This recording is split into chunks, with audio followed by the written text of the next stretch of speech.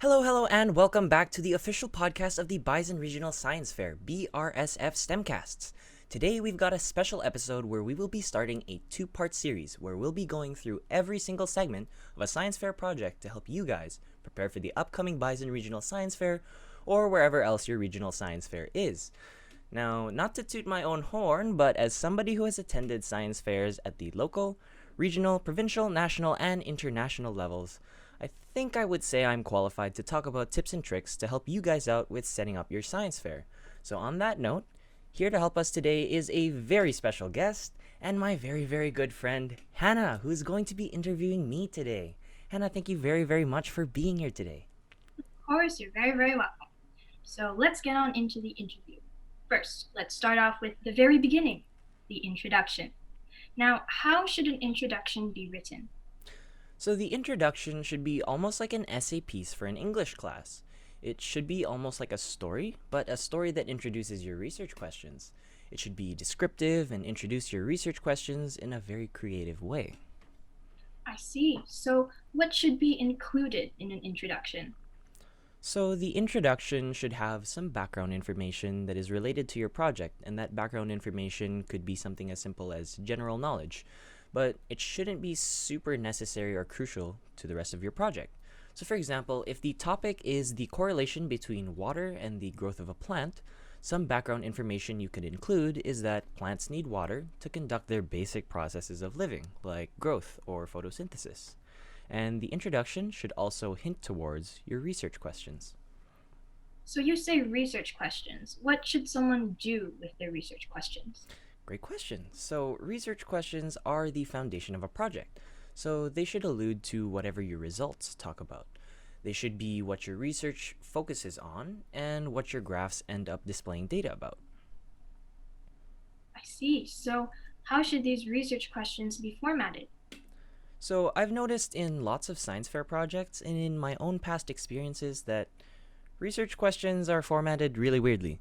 Sometimes we can ask them in ways where we just can't answer them properly or adequately. Like, they end up being simple one word answers like yes or no. For example, can the amount of water a plant is given affect its growth? Yes. A better way of asking this same question is by using my favorite quantifier, how. This way, research questions can't be answered with one word. For example, how does the amount of water a plant is given affect its growth? And to answer this, you could say height increases or cell quality improves, etc. I don't know if that's true. Ask a biologist. But this form of answering questions, or asking questions, my bad, allows for more elaboration in answering your research questions. And that's more important for getting good marks from judges. Interesting. So, how do we get background research? So I think the most important thing about background research, or its fancy older brother, literature review, is that you should answer your research questions. And in order to do that, you want to find actual research papers that professionals have written, which is much easier than it sounds, and you can do it in one of two of my favorite ways. Firstly is Google Scholar, which pulls up scholarly articles on whatever you're looking for. Or, as wrong as it might sound, because your teacher probably told you not to use it, Wikipedia. But make sure to, instead of citing the actual Wikipedia page, you cite the papers that they cite. So let's say you're on Wikipedia looking for information that might be useful to your project. Here you want to look for the little blue numbers at the end of sentences because clicking on those will lead you to Wikipedia's citations. And clicking on their citations will lead you to the papers that the article authors looked at when writing the Wikipedia articles. Now, word of warning, please do not cite something from Wikipedia that has no citation. Although the people who write Wikipedia articles are pretty trustworthy, anybody could write one, so people could unknowingly put false information in there. So trust no one. But if you come across something that seems useful but has no citation, maybe consider hopping onto Google Scholar to check it out for yourself just to be sure.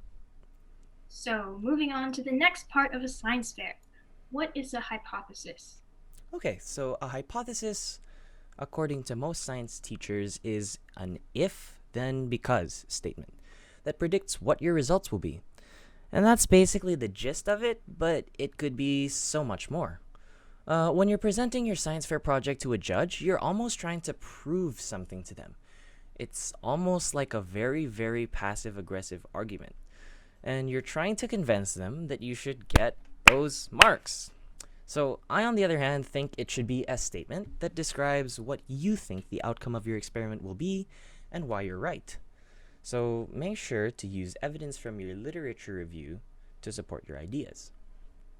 Now I have to ask, what are your tips on variables? So to be as simple as possible, when we're talking about the most complex part of a science fair, the variables, there are 4 different types: independent variables, dependent variables, constant variables, and confounds. So independent variables are what you change in an experiment, and they affect the independent variable. For example, the amount of water given to a plant on a daily basis. And on a graph, this would be represented by the x-axis. Now, dependent variables are what you change as a result, are what changes as a result of you changing the independent variable. For example, the height of a plant specimen. And on a graph, dependent variables are represented by the y-axis. Ooh, math. Now, constant variables are what you have to make sure stay the same over the course of the entire experiment. For example, temperature of the room in which a plant specimen is housed. And confounds are variables outside of the independent variables, dependent variables, and constant variables that still affect the outcome of an experiment. Please note that you usually can't control these variables, which is what differentiates them from the other 3. For example, the amount of sunlight that a plant specimen receives. And that's a confound because we can't control the sun. At least, not yet. And it still affects the growth of the plant. So that appears to be all the time we have today. I think our viewers have learned quite a lot from this, and I hope they do very well in their upcoming science fair endeavors. I do hope they did learn a lot, but if they still have questions, make sure to leave them down below in the comments or at BRSF_MB on Instagram or at BisonFair on Twitter. Make sure to like and subscribe for all the latest news in STEM and all the best science fair tips and tricks. And we'll see you next time here on STEMcasts. Bye-bye!